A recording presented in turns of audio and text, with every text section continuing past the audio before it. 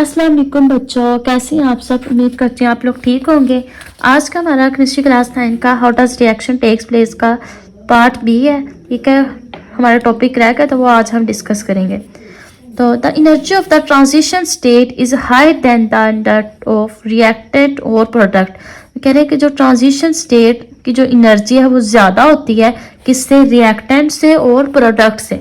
देखिए ये रिएक्टेंट है, ये जब रिएक्टेंट आपस में मिलेंगे तो वो प्रोडक्ट बना रहे हैं, लेकिन रिएक्टेंट और प्रोडक्ट की दरमियानी जो हालत है जब मॉलिक्यूल की एनर्जी बहुत ज़्यादा हो जाती है, जिसको हम ट्रांजिशन स्टेट का नाम दिया है, इसकी जो है वो एनर्जी ज़्यादा है इन दोनों से। ठीक है, because the bond between reactant और product molecules are being cleaved progressively, क्योंकि जो रिएक्टेंट और प्रोडक्ट के मॉलिक्यूल्स के दरमियान जो बॉन्ड है उनको हम आसानी से तोड़ सकते हैं। ठीक है, लेकिन ट्रांजिशन स्टेट जो है उसके अंदर मॉलिक्यूल की ताकत जो है वो ज़्यादा होती है।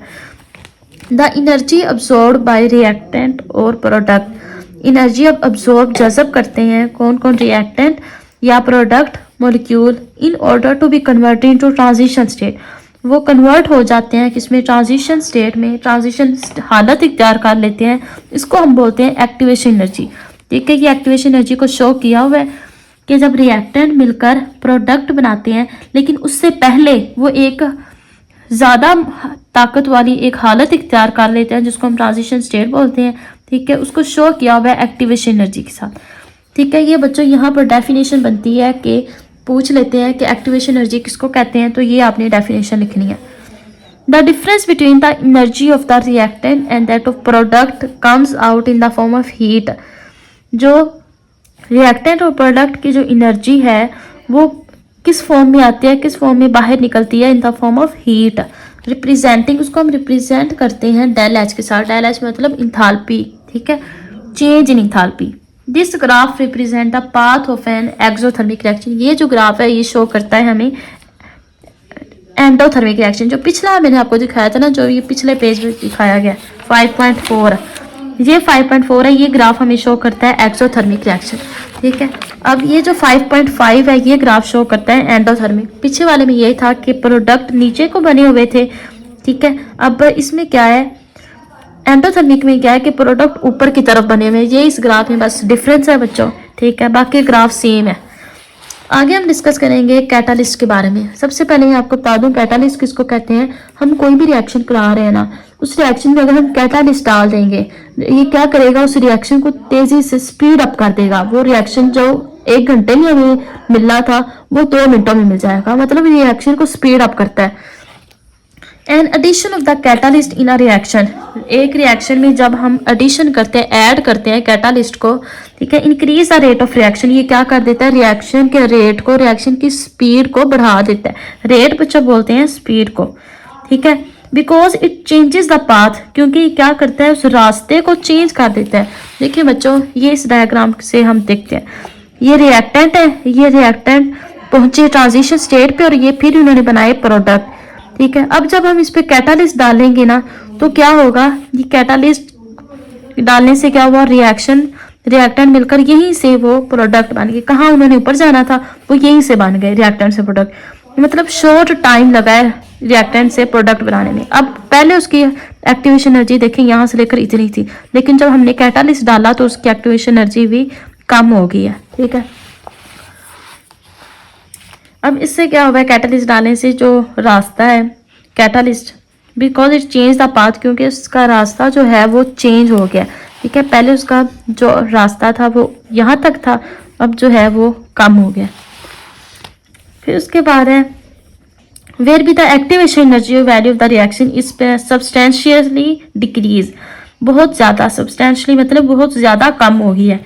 ठीक है, एक्टिवेशन एनर्जी भी क्या हो गई है, देखिए बच्चों, कम हो गई है। ठीक है, रास्ता भी चेंज हो गया, पहले वो रास्ता था अब ये रास्ता हो गया कैटालिस्ट डालने से, और एक्टिवेशन एनर्जी भी कम हो गई है। As a result more reactants are now able to be converted into product. और इससे क्या हो रहा है कि ज़्यादा से ज़्यादा रिएक्टेंट प्रोडक्ट में कन्वर्ट हो जाएंगे, तब्दील हो जाएंगे। And hence the rate of reaction will increase.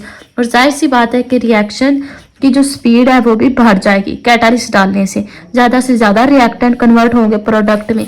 ठीक है, ठीक है, जैसे कि हम बच्चों सादा सी मिसाल लें, जैसे ना हमने अगर जो है कोई भी चीज़ बॉयल करनी है, जैसे कि हमने अंडा बॉयल करना है, जैसे कि हमने पोटैटोज बॉयल करने, कोई भी चीज़ बॉयल करनी है, जैसे चने हैं, जो ब्लैक चने या वाइट चने, कोई भी चीज़ हमने बॉयल करनी है, अगर हम उसमें नमक डाल देंगे, नमक को अगर हम एज अ कैटालिस्ट डाल देंगे तो वो जल्दी बॉयल हो जाएगी चीज़। ठीक है, तो यही होता है, कैटालिस्ट क्या करता है, जैसे नमक ये डालने से तेजी से रिएक्शन तेज हो जाता है, वो तेजी से हमें मिल जाता है। जो चीज़ हमें आधे घंटे में मिलनी थी वो हमें 10 मिनटों में मिल जाती है। अ कैटालिस्ट इज दस डिफाइंड एज अ सब्सटेंस। अब ये बच्चों कैटालिस्ट की डेफिनेशन यहाँ से लेकर यहाँ तक है, ये आपने अंडरलाइन करनी है, ये बहुत इंपॉर्टेंट है। Define catalyst and give example.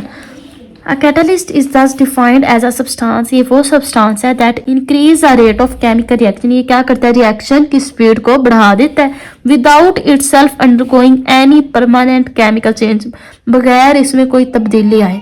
ठीक है, मतलब इसमें खुद नहीं कोई तब्दीली आती, ठीक है, लेकिन ये रिएक्शन को तेज कर देता है। फॉर एग्जाम्पल, निकल को एज अ कैटालिस्ट के तौर पर लिया गया in the hydrogenation of oil, oil की हाइड्रोजिनेशन, मतलब जब ऑयल के अंदर हम हाइड्रोजन डालेंगे तो हम क्या हमें मिलेगा, टू गिव वनस्पति घी, तो हमें वनस्पति घी हासिल होगा। देखिए ऑयल है, ऑयल की हमने हाइड्रोजिनेशन कराई, जब हम ऑयल के अंदर हाइड्रोजन डालेंगे, ठीक है, इन द प्रेजेंस ऑफ निकल कैटालिस्ट, तो हमें वनस्पति घी मिलेगी, घी बन जाएगा।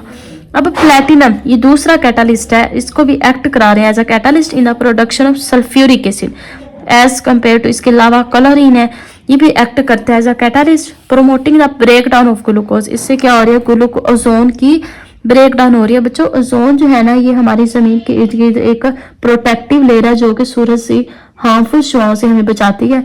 तो ये क्लोरीन क्या करता है, ये उस ओजोन को तोड़ रही है, ठीक है, नुकसान पहुंचा रही है हमें। ठीक है, अब ये इसकी डायग्राम ये आपको मैंने पहले डिटेल से बता दी है। ठीक है, ट्रांजिशन स्टेट ये बन रही है, बननी उसकी वो थी कैटालिस्ट डालने से उसकी एक्टिवेशन एनर्जी और उसका पाथ जो है वो चेंज हो गया। ठीक है, बाकी सेम वही डायग्राम है। ठीक है, अगर कुछ भी बच्चा आपने पूछना है तो आप मेरे से कमेंट सेक्शन में पूछ सकते हैं। मिलते हैं एक नए टॉपिक के साथ, तब तक के लिए अल्लाह हाफिज़।